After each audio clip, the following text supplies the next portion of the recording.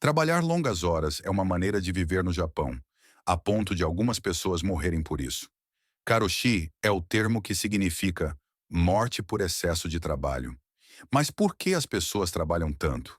E há como resolver isso? O Japão tem algumas das horas de trabalho mais longas do mundo, com quase um quarto das empresas exigindo mais de 80 horas extras por mês, muitas vezes não pagas. A cultura corporativa do país é dominada pelo chamado salaryman, caracterizado pela lealdade à empresa e a expectativa de passar toda a carreira no mesmo lugar. Além das longas horas no escritório, espera-se que participem de atividades após o trabalho, como drinks com colegas. E muitos não tiram férias suficientes. Em 2017, uma pesquisa revelou que, apesar de terem direito a 20 dias de folga por ano, os trabalhadores japoneses deixaram 10 desses dias não utilizados, o que foi o pior resultado entre os países pesquisados. Você não precisa estar dentro dos muros corporativos para sentir o impacto dessa cultura de trabalho. Às 3 horas da manhã em Tóquio, na área de Ginza, é comum ver homens de terno segurando maletas.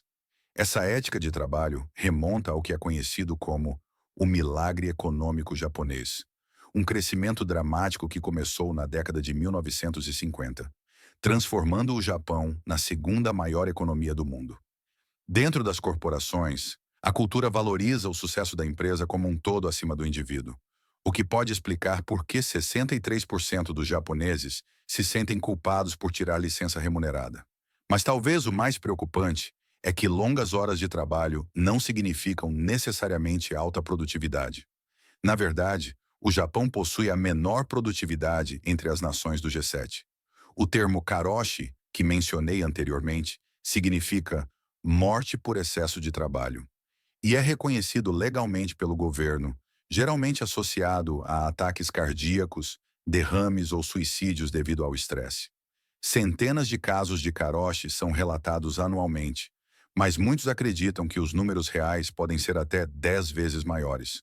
Um caso notável foi o de uma funcionária da Densu que pulou para a morte em 2015, supostamente por depressão causada pelo excesso de trabalho. Isso gerou atenção nacional e renovou as demandas por mudanças nas longas jornadas e no trabalho não remunerado comuns no Japão. A empresa foi multada por violar normas trabalhistas, já que ela estava trabalhando mais de 100 horas extras por mês. O CEO da Dentsu até renunciou em meio à controvérsia. Após a tragédia, a empresa implementou algumas mudanças, como desligar as luzes do escritório às 22 horas para forçar os funcionários a saírem.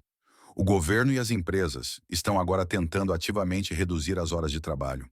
Algumas iniciativas já estão sendo consideradas, como tornar obrigatório o uso de pelo menos 5 dias de férias por ano e exigir um período de descanso entre o fim de um dia e o início de outro.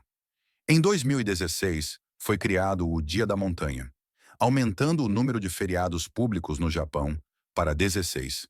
E em 2017, o governo lançou a iniciativa Sextas-feiras Premium, encorajando as empresas a permitir que os funcionários saíssem às 15 horas na última sexta-feira do mês.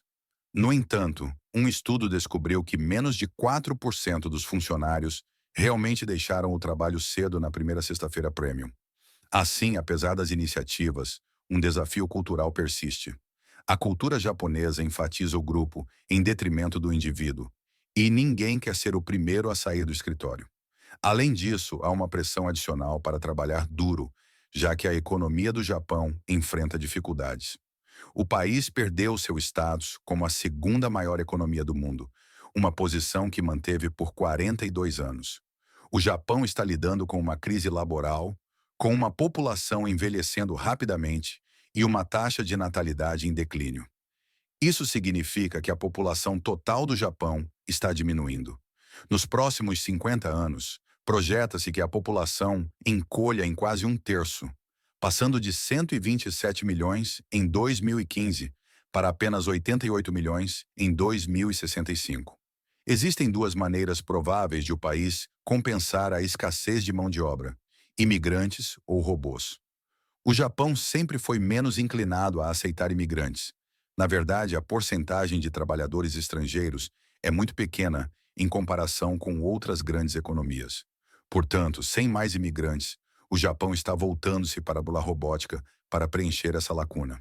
Sua indústria de robótica abrange desde hospitalidade até manufatura e agora até fazendas, com robôs que ordenham vacas.